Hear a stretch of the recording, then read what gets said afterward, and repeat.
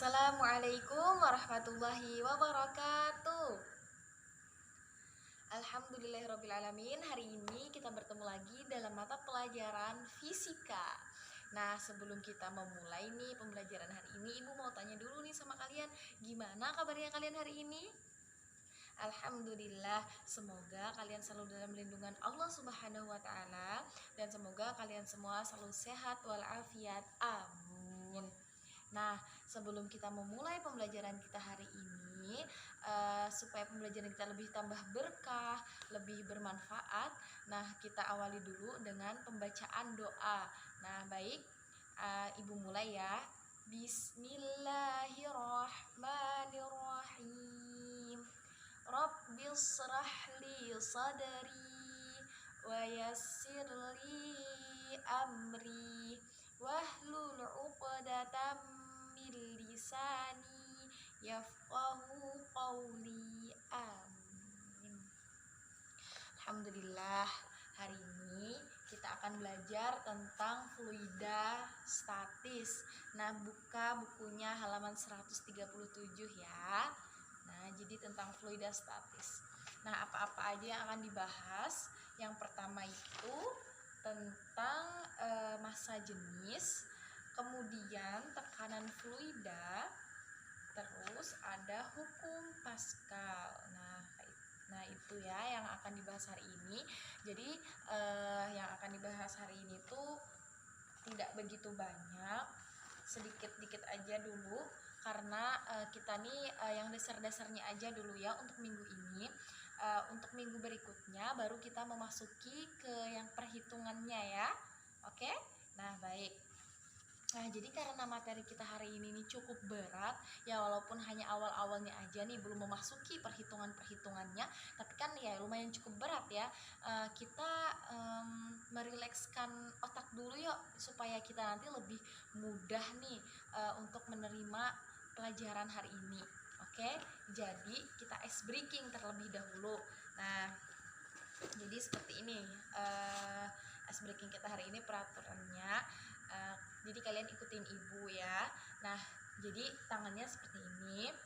Nah, tangan yang kanan dikedepankan, yang kiri dikebelakangkan. Nah, seperti ini, seperti ini, seperti ini, seperti ini. Nah, gitu ya. Nah, terus nanti keduanya ini yang satu depan satu belakang. Nah, seperti itu ya. Nah, bisa nggak? Ayo coba. Nah, satu depan satu belakang. Nah, gitu. Ini untuk melatih kefokusan kita juga ya, supaya nanti kita lebih fokus.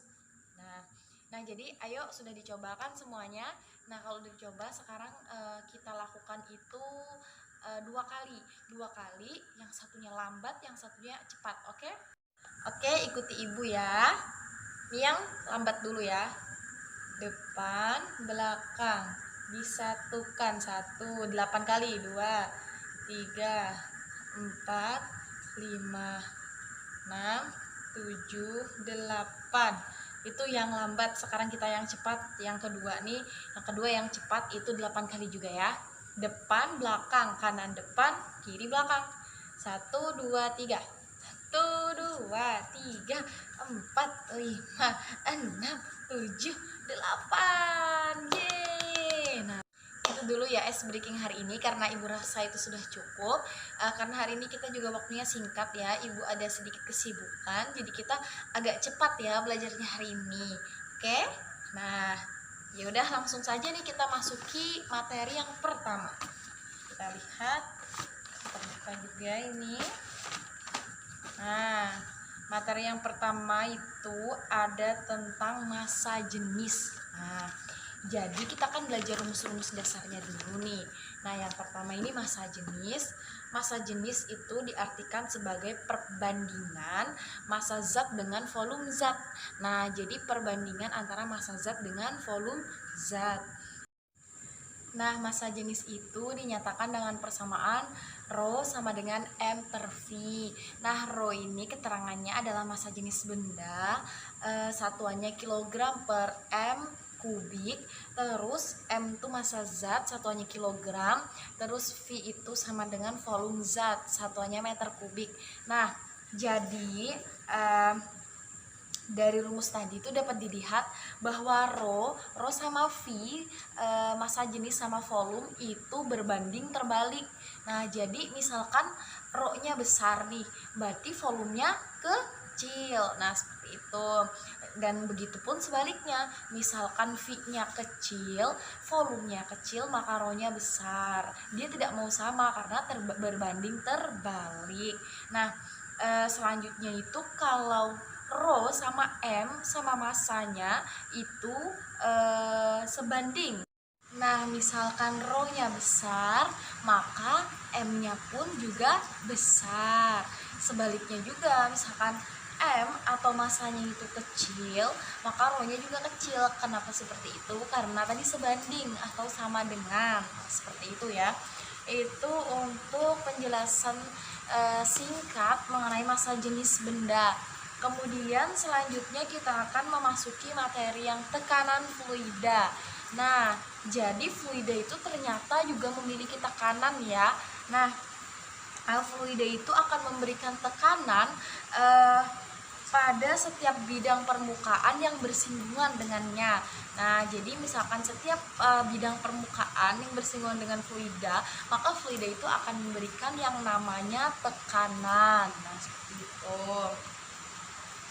Tekanan ini kalau di buku ini dapat didefinisikan sebagai gaya yang bekerja tegak lurus pada satu bidang persatuan luas. Nah, jadi rumusnya adalah P sama dengan F per A. Nah, P itu sendiri adalah tekanan. Satuannya N per M kuadrat. Kemudian F itu adalah gaya. Nah, satuannya N atau Newton. Kemudian A itu adalah luas bidang tekanan. Satuannya meter kuadrat. Nah, dalam satuan internasional tekanan itu memiliki satuan N per M kuadrat kan. Nah, selain itu satuan N per M kuadrat itu juga dikatakan sebagai Pascal atau simbolnya itu PA. P sama A kecil, P kecil dan P besar, maaf ya, P besar dan A kecil.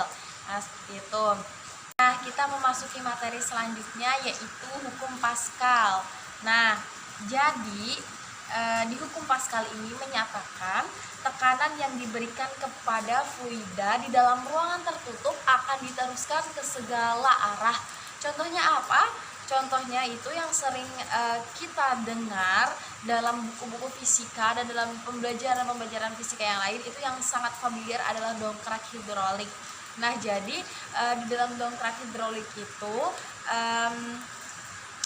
kan ditekan tuh. Nah, dari ruangan tertutup tuh kan asalnya. Nah, kalau ditekan maka dia akan diteruskan ke segala arah, dan pas dia keluar airnya dia kan akan tidak beraturan seperti keluarnya ya. Nah, baiklah, untuk lebih jelasnya Ibu ada nih memaparkan videonya di dalam pembelajaran kita hari ini. Ini dia videonya.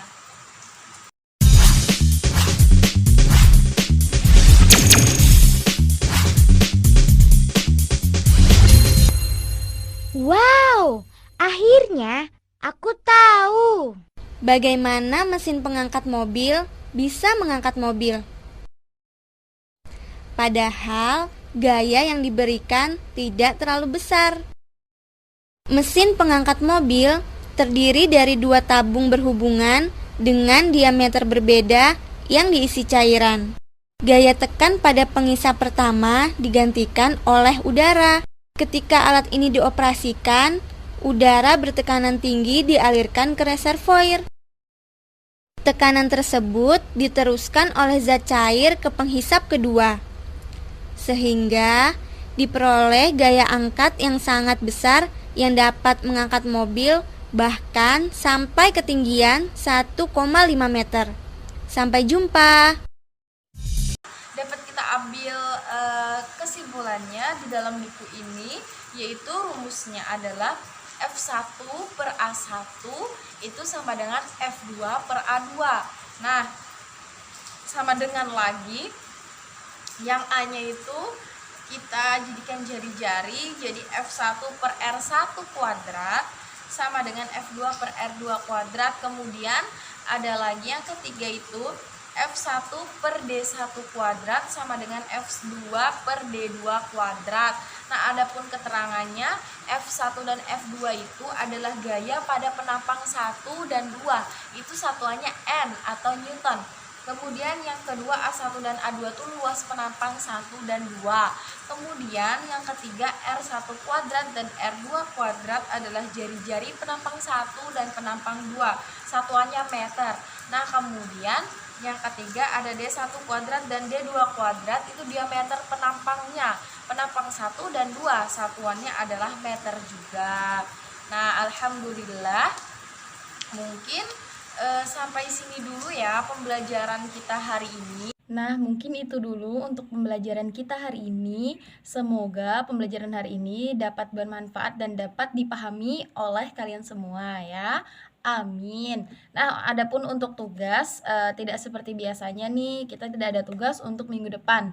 Jadi minggu depan anak-anak belajar untuk materi yang selanjutnya saja ya.